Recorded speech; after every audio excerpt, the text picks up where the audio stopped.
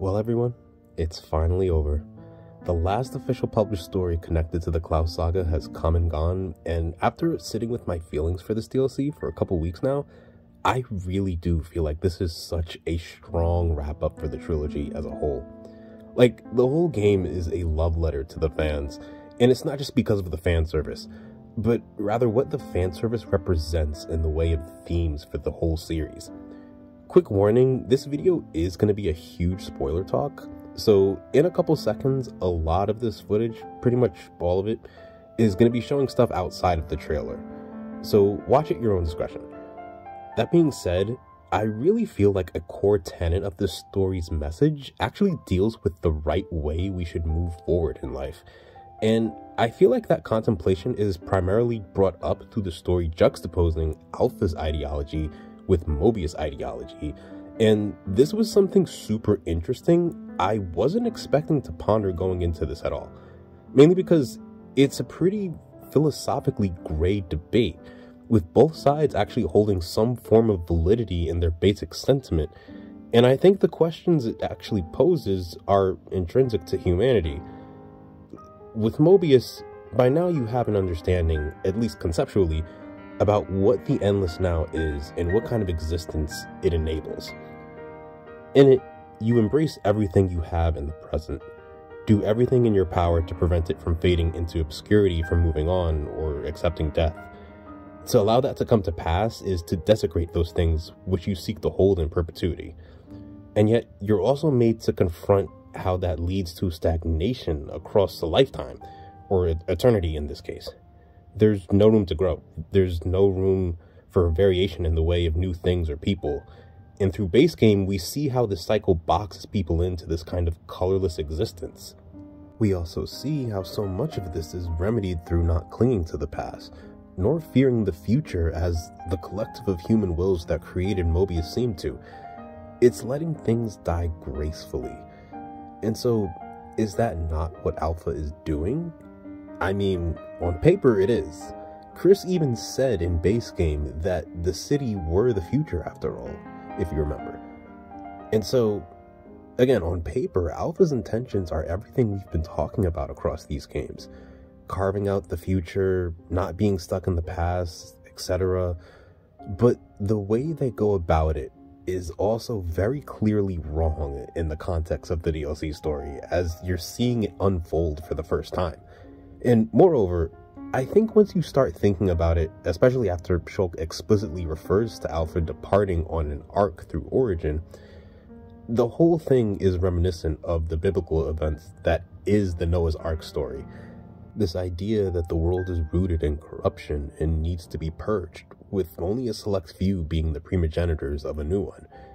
The religious parallels are obvious once you sit with it for a second, but on a more down-to-earth level, I actually feel this kind of sentiment is common in normal people, just as being stagnant through the endless now can be. Like, in the real world, there are plenty who, relative to their own life trauma, seek to completely reject the past and all its memories in its entirety. They equate it to nothing more than baggage that needs to be cut off and thrown away in order to be free of it. This is why such an ideology is gray, because these people want to move on.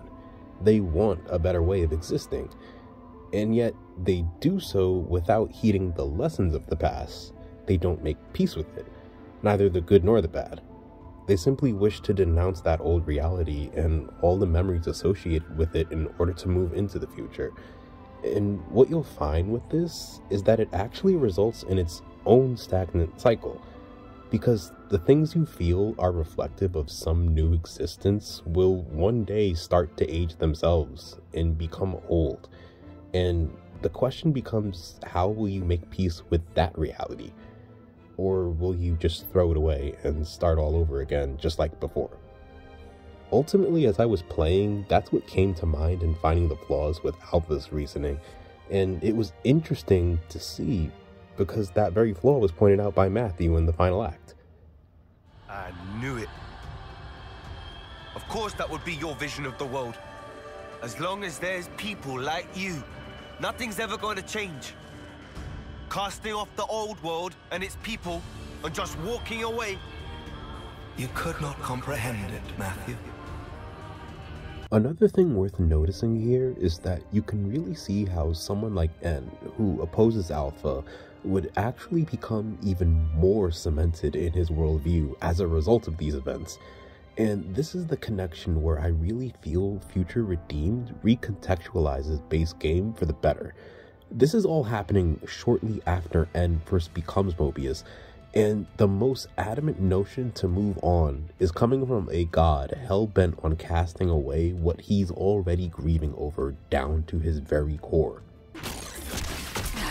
You're just Mobius, but what's his power? You would never understand. This is my choice!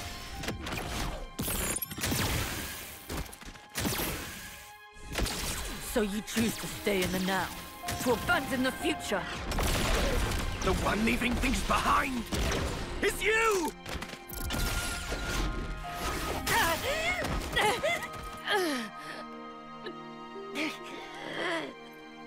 Like, it's no wonder the intentions of Noah's party in base game are just ludicrous to him, and why he was trash-talking them. I mean, this man just straight up threw hands with God, for Christ's sakes. All of this also adds credence to the main cast being questioned about whether moving on will result in oblivion in base game. To Mobius, Alpha represents what happens when you break the endless now. He's symbolic of desecrating that eternal moment, and on paper, Noah's party is motivated to create the future through destroying the world just like Alpha. But see, the difference ultimately lies in how they perceive life, how they value the sanctity of it where Alpha doesn't. To Alpha, this is all computation. This is what makes sense for reality's growth. Where with Noah's party, they want to end this eternity precisely because they care so much about those who are forgotten. And I feel like Future Redeemed's depiction of this works so well because it's not just adding layers to all this in a lore sense, but also puts a bow on something consistent through the whole Xenoblade series when it comes to moving on. Namely the fact that humanity doesn't necessarily need divine intervention to achieve an ideal existence, which is interesting because these stories are filled with religious undertones to begin with.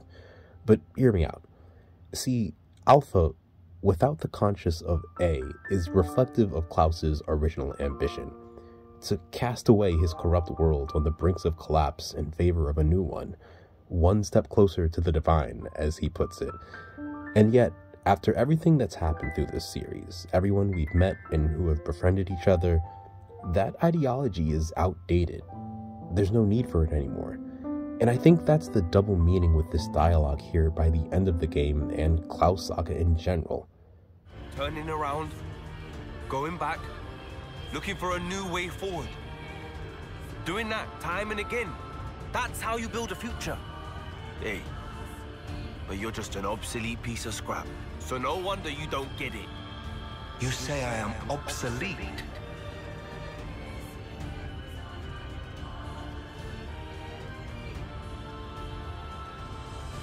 Life is on our side. And since there's none in you, you're destined for the scrap heap! With Xenoblade 1, the wish for a world with no gods is clear, but even in Xenoblade 2, you could see shades of this despite characters using divine abilities all over the place. With Pyra, Mithra, Malos, Rex, and Klaus, it's the humanity of them all and how they're approaching these ideas of meaning, purpose, and general human sentiment that's making those character journeys significant. To put it simply, it's how they're tapping into that human side that makes it all worthwhile. And so by the time you get back to Future Redeemed, we've arrived at this sentiment of just rejecting the desire for an omnipotent being to guide us to utopia. Taking the world as it comes, flaws, doubts, and all, for a world with no gods is a plot point that comes full circle. And again, Xenoblade 3 base game fits into this beautifully, just so well. Despite how utterly busted Ouroboros is at this point in Ionian history, now you really have a feel for how it's the coalition of all these wills of people attached to their humanity. You have Nia, Melia, the founders, Numa, Logos, and even N, as his progress with Ouroboros was basically passed down to Matthew and then onwards. Also, something worth noting with N's role specifically is how during this end sequence, while everyone faces in the direction of Shulk and Rex walking ahead, N is the only one facing away from them, and yet there's still a part of him that turns to watch as well.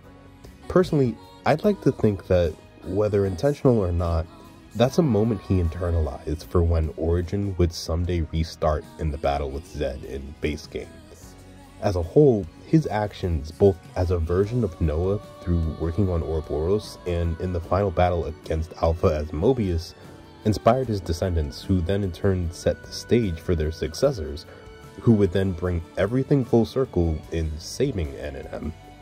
But yeah, it's all these wills coming together that eventually push our main cast toward uniting in a manner that doesn't overly rely on divinity. And what makes it even more meaningful is that they don't even know the full extent of it. I mean, don't get me wrong, by the end they have a much more mature understanding of how the groundwork was laid out for them, but it's not like they know every detail of Shulk and Rex's adventures, or that Rex is literally related to countless people in Ionios through Neo.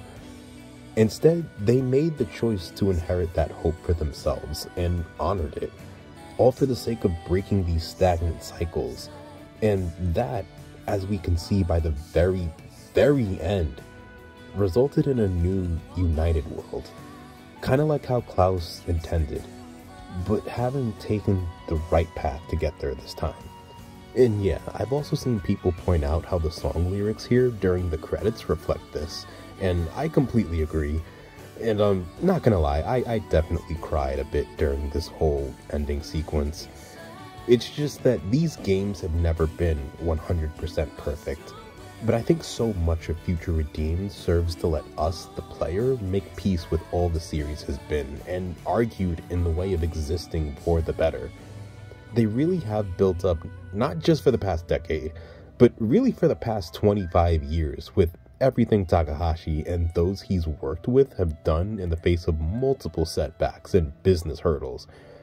Also, yes, I knew I didn't touch on the radio at all here, but trust me, I had my own freak out in my living room when I got to that part. I honestly just need to do a full review of Xenosaga, and X a little bit if I'm being honest. All in all, I actually think Xenoblade 3, as of now, might be my favorite as a complete body of work after this DLC. Again, not perfect, and there's things you can nitpick, but I think it's really cemented itself up there, even without recency bias. So, yeah, the past shouldn't be forever, but when it's time to let go, you do so gracefully. You cherish all that it's given you, and you cherish all the ways that you've grown from it. And, you know, like Ace said, hope for what comes next is the only thing that's certain. I'm sure that's the case both for future entries in this franchise and the stories someday told in all of them.